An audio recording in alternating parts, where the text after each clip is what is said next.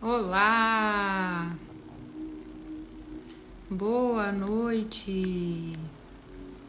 Mais um dia de leitura, dia 31. Leitura do livro Uma Vida com Propósitos.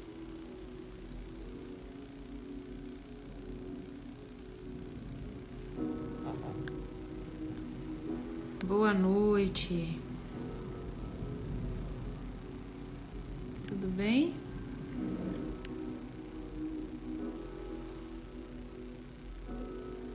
Vou colocar aqui o tema, dia 31, para a gente começar a leitura. Como vocês estão? Mais um dia aqui para a gente entender a nossa forma, de servir. A gente viu ontem na lição do dia 30 sobre a forma, que Deus nos dá, o modo de ser, as áreas de experiência, a nossa formação espiritual, as nossas opções do coração.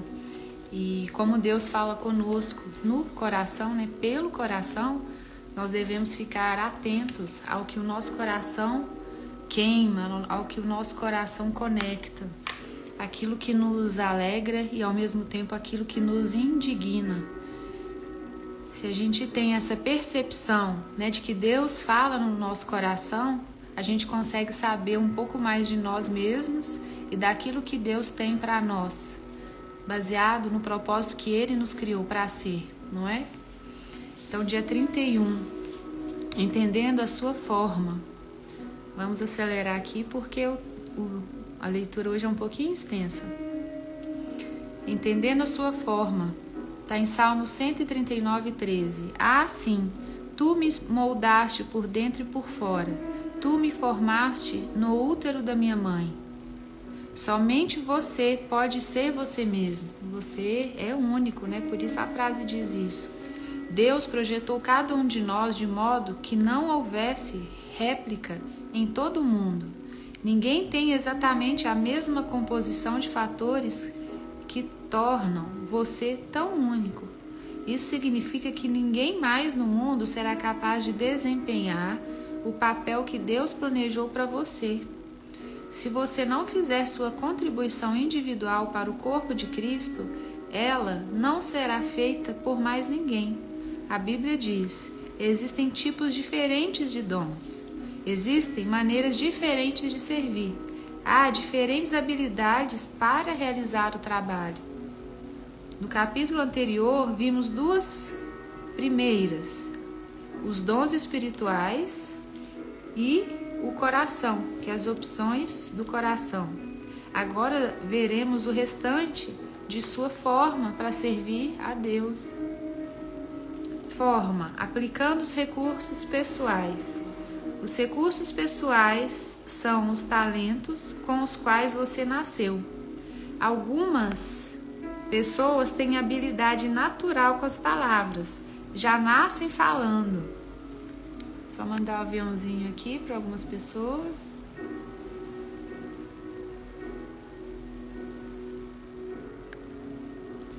Outras têm habilidades atléticas inatas, destacando-se pela coordenação motora.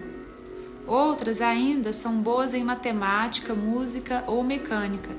Quando Deus quis construir o tabernáculo e fabricar todos os utensílios para adoração, providenciou artistas e artesãos que possuíam destreza, habilidade e plena capacidade artística para desenhar e executar trabalhos em ouro, prata e bronze, para talhar e esculpir pedras, para entalhar madeira e executar todo tipo de obra artesanal. O Senhor ainda hoje concede essas habilidades e milhares de outras para que possamos servi-lo. Oi, Mateus, boa noite. Nós estamos falando do livro aqui, Uma Vida com Propósitos, entendendo a sua forma. Somos únicos, e Deus te projetou para cumprir propósitos dele. Muitas vezes a gente quer saber qual é o nosso propósito, né? Mas nós temos que olhar para o Senhor. Seja bem-vindo. As habilidades vêm de Deus. Até mesmo as habilidades usadas para pecar foram dadas por Deus. Obrigada, querido. Estão apenas sendo mal utilizadas ou corrompidas. A Bíblia diz: Deus dá a cada um de nós habilidade para fazer bem determinadas coisas. E, visto que as capacidades naturais provêm de Deus, elas são tão importantes e espirituais quanto os dons espirituais. A única diferença é que você as recebeu no nascimento. Uma das desculpas mais comuns que as pessoas apresentam para não servir é: eu simplesmente não tenho nenhuma aptidão a oferecer. E quantas vezes a gente já ouviu isso, né? É uma afirmação ridícula. Você tem dezenas, provavelmente centenas de habilidades inexploradas, desconhecidas e ociosas que estão adormecidas dentro de vocês. Hoje mesmo eu conversava com uma pessoa e essa pessoa falou assim: ah, não, eu não tenho o dom da palavra, eu não sei o que falar para tal pessoa. Eu só falei para ela assim, Moisés, ele era gago. E mesmo assim Deus o usou poderosamente. Então se coloque à disposição para que Deus te enche, porque na verdade, quando a gente fala isso, nós estamos olhando para nós. Mas é Deus quem coloca a provisão ali em nós. Então, olhe para Ele, não olhe para você. Por exemplo, o cérebro pode armazenar 100 trilhões de fatos. A mente pode lidar com 15 mil decisões por segundo. Como ocorre quando o seu sistema digestivo está trabalhando? O olfato pode perceber até 10 mil odores diferentes. O tato pode detectar um elemento com 1 micron de espessura. E a língua pode detectar o gosto de uma parte de quinino em 2 milhões de partes de água. Você é um conjunto de habilidades incríveis, uma criação maravilhosa de Deus. Parte da responsabilidade da igreja é identificar e disponibilizar essas habilidades para servir ao Senhor. Qualquer habilidade pode ser usada para a glória de Deus. Paulo orienta: assim, quer vocês comam, quer bebam, quer façam qualquer outra coisa, façam tudo para a glória de Deus. A Bíblia está cheia de exemplos de diferentes capacidades que o Senhor usou para a sua glória. Aqui estão apenas algumas delas: capacidade artística, capacidade arquitetônica, administração, culinária, construção de navios, produção de doces, capacidade para debates, desenho, embalsamento, bordados, escultura, agricultura, pesca, jardinagem, liderança, gerenciamento, trabalhos em alvenaria, composição musical, produção de armas, trabalhos com agulhas, pinturas, plantio, filosofia, maquinarias, invenções, carpintaria, navegação, vendas, atividades militares, alfaiataria, ensino, literatura e poesia. E aquela que você tem aptidão. A Bíblia diz: há diferentes habilidades para realizar o trabalho, mas é o mesmo Deus quem dá a cada um a habilidade para fazê-lo. O Senhor tem um lugar na igreja onde sua habilidade pode se distinguir e você pode fazer diferença. Cabe a você achar esse lugar. E muitas vezes a gente acha que nós somos aqueles que precisamos estar à frente de tudo. Não, às vezes a gente tem que estar nos bastidores. Então não há diferença entre estar na frente e estar atrás. O importante é que aquilo vai ser executado e realizado para a glória de Deus. Porque todos os dons, todos os talentos, eles são importantes. É para servir ao reino.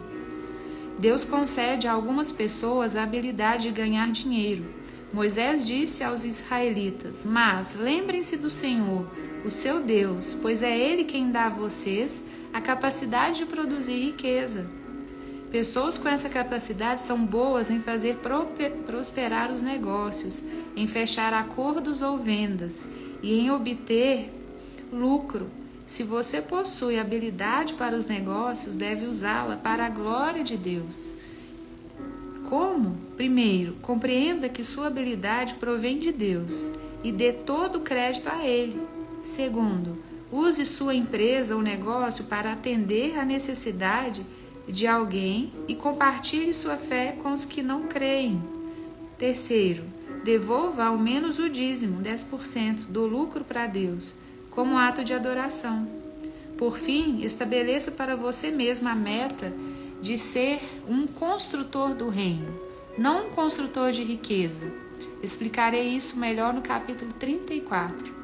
Deus quer que eu faça aquilo que sou capaz de fazer. Você é a única pessoa neste mundo que pode empregar suas habilidades. Ninguém mais pode assumi-las, porque ninguém mais possui a constituição exclusiva que Deus lhe deu. Às vezes você pode falar assim, não vou fazer isso não, que fulano é melhor que eu. Mas a verdade é que se você não realizar, é claro que outra pessoa pode realizar, mas quando você realiza, é você colocar ali o que Deus te deu, é se colocar a serviço, porque senão a vida não vai fazer sentido para você. Se você sempre passar essa responsabilidade para o outro, você vai passar sem ter uma vida com sentido. Ninguém mais pode assumi-las, porque ninguém mais possui a constituição exclusiva que Deus lhe deu. A Bíblia diz que o Senhor supre você de tudo que é necessário para fazer sua vontade. Para descobrir a vontade de Deus para a sua vida, faça um autoexame minucioso, a fim de saber em que você é bom e identificar as coisas para as quais você não tem habilidade. Se Deus não lhe deu a capacidade de cantar bem, Ele não espera que você seja um cantor de ópera. Ele jamais lhe pedirá que dedique a vida a uma tarefa para a qual você não tem talento. No entanto, as habilidades que você efetivamente possui são um forte indício do que o Senhor quer que você faça. São pistas para que você conheça a vontade de Deus para a sua vida. Se você for bom em projetar, recrutar, desenhar, organizar, é seguro supor que os planos dele para a sua vida incluem tal habilidade, de alguma forma. Deus não desperdiça capacidade. Ele combina o nosso chamado com as nossas habilidades. As habilidades não foram concedidas apenas para que você as empregasse em sua profissão. O Senhor as concedeu para que você exercesse um ministério. Pedro disse: Deus deu a cada um de vocês algumas capacidades especiais.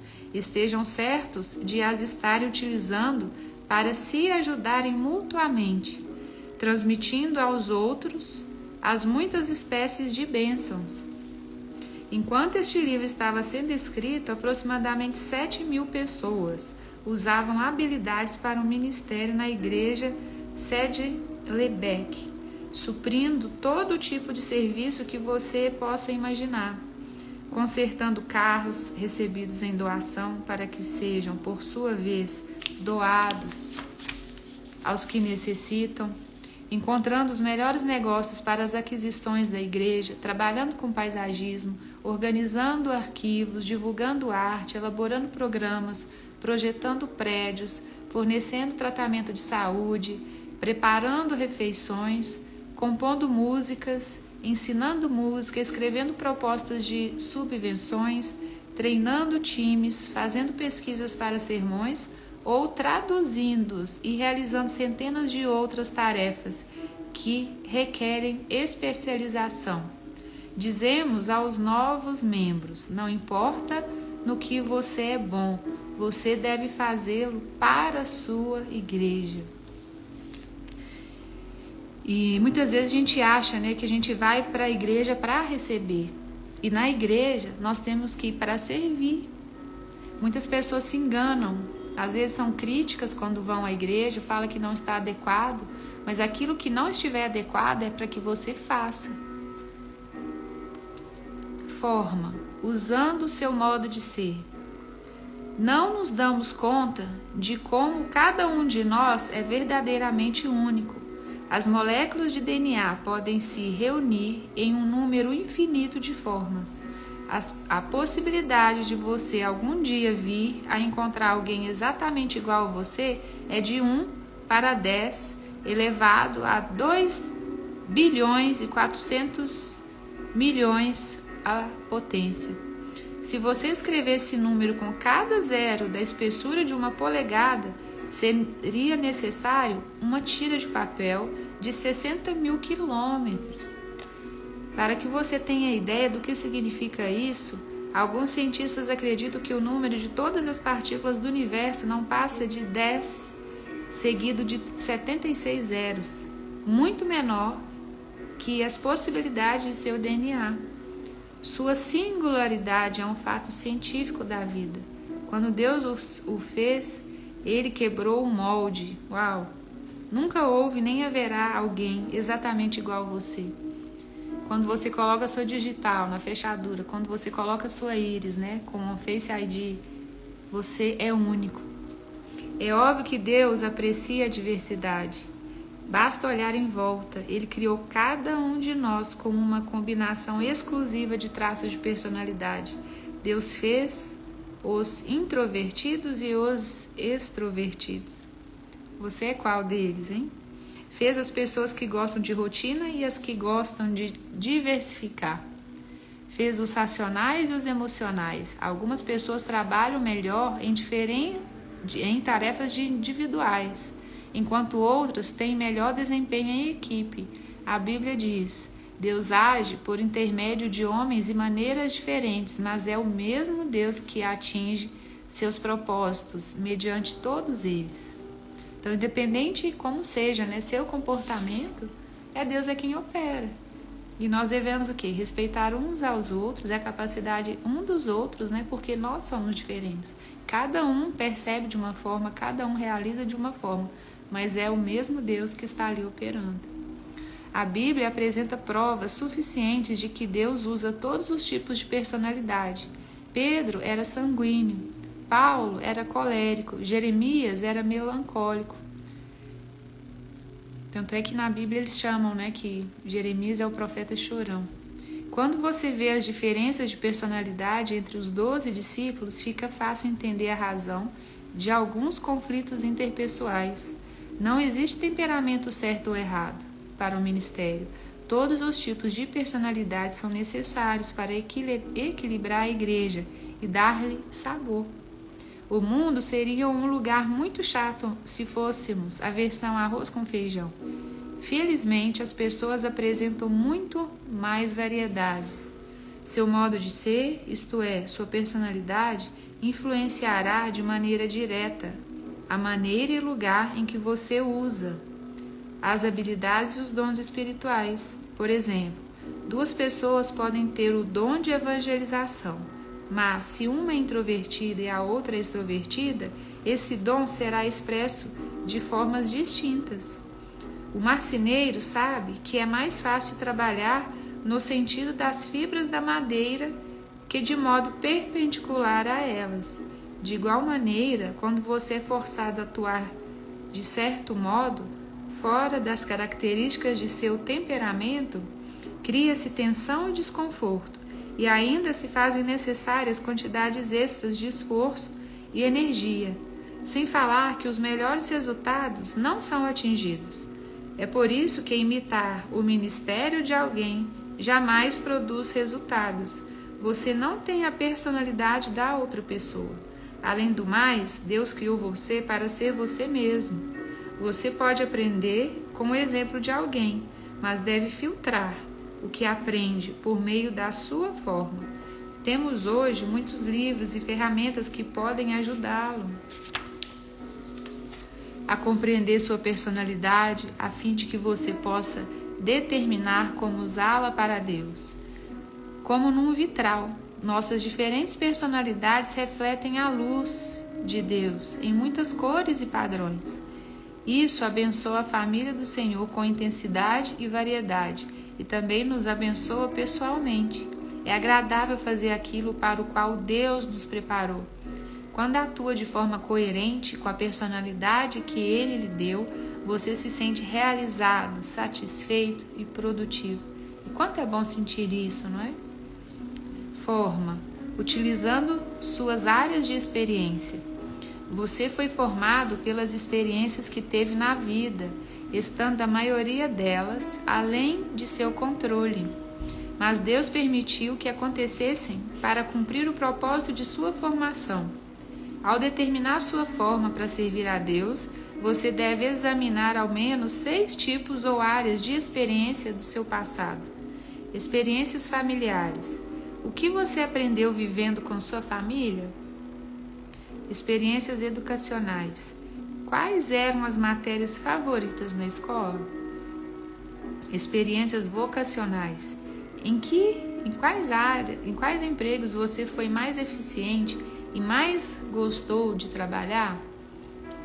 Experiências espirituais. Qual foi a época mais relevante com Deus? Experiências ministeriais. Como você serviu a Deus no passado? Experiências dolorosas. Com quais problemas, mágoas, espinhos e provações você aprendeu? É a última categoria, experiências dolorosas, que Deus mais usa a fim de prepará-lo para o ministério. Deus jamais desperdiça uma dor. Na verdade, é muito provável que seu ministério mais significativo surja de sua dor mais significativa. Inclusive tem aquela frase, né? O seu propósito é intimidade, né, com o seu bloqueio. Quem poderia testemunhar melhor os pais de uma criança com síndrome de Down que outro casal cujo filho apresente as mesmas características? Quem poderia ajudar melhor na recuperação de um alcoólatra que alguém que tenha combatido o demônio do alcoolismo e alcançado a liberdade? Quem poderia confortar melhor uma esposa trocada por uma amante que uma mulher que tenha passado pela mesma agonia? Deus intencionalmente permite que você passe por experiências dolorosas a fim de capacitá-lo a trabalhar com outras pessoas. A Bíblia diz: Ele nos conforta em todas as nossas aflições, de modo que podemos confortar os outros. Quando alguém estiver aflito, seremos capazes de lhe proporcionar o mesmo conforto que recebemos de Deus. Se você realmente deseja ser usado por Deus, deve entender uma verdade poderosa. As mesmas experiências que lhe trouxeram mais arrependimento e ressentimento na vida, aquelas que você gostaria de esconder e esquecer, são as que Deus quer usar para ajudar os outros. Elas são seu ministério. Uau! Aquilo que você quer esconder, aquilo que você quer colocar debaixo do tapete, aquilo que você quer colocar na gaveta e nunca mais abrir, é aquilo que faz parte do seu ministério, é aquilo que você tem autoridade para realizar. E muitas vezes a gente quer esconder, não é? Então, Deus espera uma resposta para nós nisso. Para que Deus utilize suas experiências dolorosas, você deve, antes de tudo, desejar compartilhá-las. Porque a gente sabe que quando a gente compartilha, a gente é curado. Você precisa parar de encobri-las e deve admitir honestamente as falhas, os fracassos e os temores. Fazer isso provavelmente tornará seu ministério mais eficiente. As pessoas são sempre mais encorajadas quando lhes contamos que a graça de Deus nos ajudou no momento de fraqueza do que quando fazemos alarde de nossa força. E às vezes, para te encorajar, às vezes algo que você se arrepende muito forte, às vezes você não precisa dar detalhe, mas use isso como estratégia para que seja mesmo o seu real ministério, porque você vai passar a verdade, você vai passar a autoridade. Às vezes você se envergonha de expor, né, exatamente como tudo aconteceu, mas pode falar, né, de uma forma mais superficial. Não precisa contar exatamente detalhes para que você seja envergonhado, mas a beleza é que você já passou por isso e a sua vida ela não se resume ao que você já passou, e sim aonde você vai chegar. Então não estacione nessa zona de vergonha, de medo, de incapacidade, de vulnerabilidade. Avance, porque Deus não desperdiça oportunidades. Deus nos ajudou no momento de fraqueza do que quando fazemos alarde da nossa força. Paulo compreendeu essa verdade, por isso era honesto sobre seus acessos de depressão. Ele admitiu: eu acho que vocês devem saber, amados irmãos, que tempos difíceis nós atravessamos na Ásia. Fomos realmente esmagados e oprimidos e tivemos medo de não conseguir sobreviver. Sentíamos que estávamos condenados à morte e percebemos como éramos fracos, demais para socorrer-nos a nós mesmos. Isso, porém, foi bom, porque assim nós colocamos tudo nas mãos de Deus, o único que poderia salvar-nos, pois é capaz até de levantar os mortos. E Ele nos ajudou mesmo e nos salvou de uma morte terrível.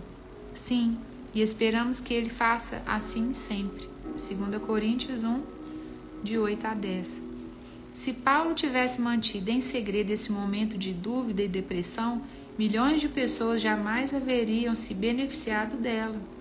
Somente experiências compartilhadas podem beneficiar os outros. Aldous Huxley disse: experiência não é o que acontece com você, é o que faz com que acontece com você. O que você fará com suas experiências? Não desperdice a dor, use-a para ajudar outros. Após analisar as 5 vias que Deus utiliza a fim de moldá-lo para o ministério, espero que você chegue a um profundo reconhecimento da soberania de Deus e obtenha uma ideia clara de como Ele o preparou para o propósito de servi-lo. Utilizar a sua forma é o segredo tanto da frutificação quanto da realização do ministério. Você será realmente eficiente quando utilizar seus dons espirituais e habilidades nas áreas de interesse de seu coração, de modo que obtenha a melhor expressão de sua personalidade e de suas experiências. Quanto mais adequada a combinação, mais bem-sucedido você será. Uau! E finalizando, dia 31, pensando sobre o meu propósito de vida. Tema que o autor deixa para a nossa reflexão. Ninguém pode ser eu. Ou seja, você é único, então Deus espera que você faça. Ah, mas o quê? Aquilo que Ele já colocou dentro de você. Aqueles dons e talentos que você reconhece. Versículo para memorizar e deixa 1 Pedro 4,10. Deus deu a cada um de vocês algumas capacidades especiais. Estejam certos de as estarem utilizando para se ajudarem mutuamente, transmitindo aos outros as muitas espécies de bênçãos de Deus. Está em 1 Pedro 4,10. E ele deixa para meditar. Que capacidade dada por Deus ou experiência pessoal posso oferecer à minha igreja? Eu não sei que se você está inserido em uma igreja ou alguma comunidade, né, ou grupos que você se reúnem, né, para falar das coisas do Senhor, um grupo onde você se fortalece, um grupo de crescimento, né, onde vocês levam a palavra uns aos outros, compartilham experiências, né? Eu não sei se você frequenta esses grupos ou uma igreja. Se você não frequenta, eu o estimulo a participar de algum grupo, ou de uma igreja, ou os dois, porque são pessoas que praticam a mesma fé e ali a gente vai ter condição de crescer junto uns com os outros, levando a palavra, ministrando a palavra, ajudando, fazendo orações uns pelos outros. E no caminho você vai ver onde é a sua melhor área de atuação, se você ainda não sabe. Deus colocou dons e talentos para serem usados, porque se for apenas na teoria, não vai fazer sentido a sua vida. Você vai estar apenas vivo, mas não vai viver, porque você não está desempenhando, não está cumprindo o propósito. E é o propósito que dá sentido à nossa vida. Isso mesmo, Mateus. Então, procure, né, essa comunidade, esse grupo, esteja inserido, né,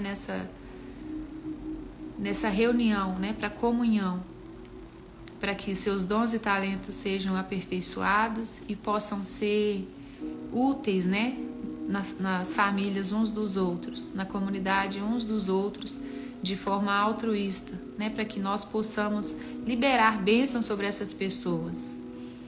E aqui ele falou, né, em relação às nossas dores. Muitas vezes o nosso propósito está associado com essas dores, aquilo que nós já passamos, ou até mesmo as habilidades específicas.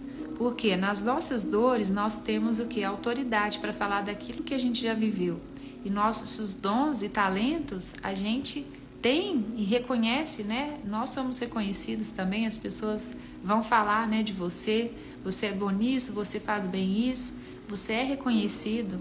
Isso gera, né, condições para que você possa fazer mais e mais. E quanto mais a gente fizer, né, essa perfeição ela vai vindo. Deus já colocou tudo aí, é só nos dispormos, né, para realizar aquilo que Ele nos chamou para fazer, não é? Então que você seja encorajado, né, se não faz, que você seja ousado em começar a fazer. Se não sabe os seus dons, busque no Senhor.